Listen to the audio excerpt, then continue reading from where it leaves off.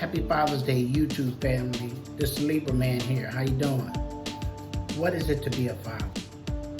For me, being a father means being a responsible person, being a person that is there, being a person that is supportive, being a person that wants the best for your children, being a person that's going to stick and stay with them no matter what. That's just for me. But today we're going to look at some things that it means to be a father to other people. Today I've came up with some things that can help people become a better father through research, through my own experience, and through the experience of others that I would like to share with the fathers on Father's Day.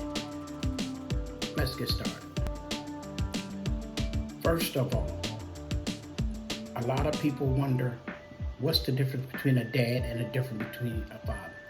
It's up to your interpretation of that. A lot of people consider that father to be that supportive person that's at home, that's there with you, that helps make sure you go to school, that helps pay your bills, that helps take care of the household that you live in, opposed to some people that look at a dad as a person that actually helped to bring you into the world, and they pretty much do what they can. I don't look at it that way. I'm just sharing some of the ways that other people may look at it. One of the main requirements, though, is being good to your children. Whether you're a dad or a father, you need to be doing that. It is very important to stay connected with your children. I know a lot of times we go through separations, breakups with people that we've had children by. A lot of you guys know that most of the people that you know that have children are not still with the mothers. That should not affect the child in the long run. Meaning, if I break up with somebody because we're not together, that should not stop my effort and what I'm willing to do for my child. I see that happen too often. Breaking up with the person does not mean breaking up with your child. A very important quality to have if you call yourself a father. Raising your children to be productive members of society. Making sure they know the difference between their needs and wants. Not giving them everything they want. You give a child everything they want when they want it. When they want something bad, they're going to feel like they have to have it because they're used to getting what they want. And we're looking back wondering, well, what happened? And we don't realize we played a part in that because we gave them everything that they wanted when they wanted it. And we did not explain the differences to them. It's important to model the type of person you want your children to be, whether they're male or female. You can't pick up the phone and call out for a job and then the next day tell your child, why did you call out? You have to model what you want your child to be because they're going to model themselves after what they see you do. Good, bad, or indifferent. I know we don't like this moniker placed on us, but children tend to look up to us. So we don't have to do everything right, but we have to be trying to do the right thing on a regular basis.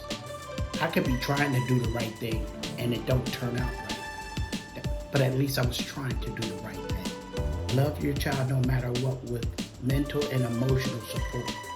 A lot of times people are separated from spouses or things like that and send, support what they're supposed to and send child sneakers and this and that. And those things are all well and good. Those things are material things, but they need you for your emotional support too.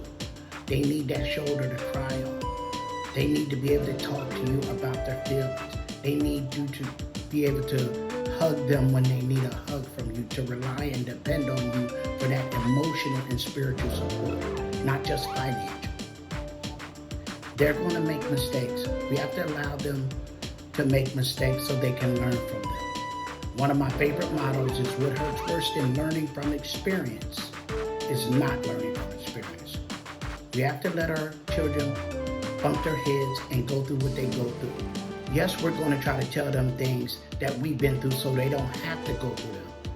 But sometimes they're going to choose that path to go through them, and we have to be there in support for them when they do. We can't be a roadblock for everything that happens to our child and try to flicker and block everything that happens to your child. Life is not built that way. But we can still be there to support them, allowing them to keep their independence. Just because I was in the military like I was in the Army, I didn't try to place that and push that up on my child and say, yeah, my uncle went in the military, his dad went in the military, I went in the military, so you have to go in the military. Let them find their own path and have a road on what they would like to do. Anything forced up on them that you make them feel like they have to do, they're, number one, not going to want to do it. Number two, they're not going to be good at it because it wasn't coming from them naturally and genuinely. Part of being a good father is being able to understand the difference and what you want them to do and what they need to do for themselves. If you have children and you and the mother don't live together, try to be on the same page with things. If you're teaching your child something when they come over to visit you that, will help them and benefit them, like, for example, if you're teaching them how to be tidy, keep a room clean, and things like that, and be responsible and how to just do things around the house. And when they go home to mom does everything and they don't have to do nothing. And she picks up the clothes, washes his clothes, picks up after him, that. Y'all are not on the same page, so that confuses the child. Because when he's one way when he's there, and then he's another way when he's there. Y'all have to communicate together in order to have your child doing similar things in the best interest of him by both of you, not just one of you. Raising a child should never be just one person's way, not when they have two parents. And one last thing, people. Fathers are people who tend to not be as noticed and as recognized as a mother. If you don't believe me, go out to dinner on Mother's Day and then go out to dinner on Father's Day.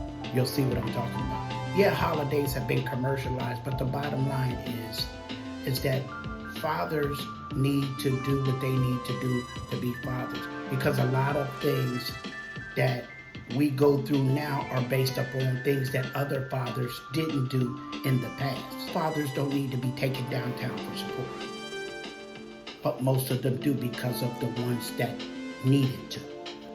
So, I'm saying that to say that fathers are fathers. We play an important role in our child's lives as well.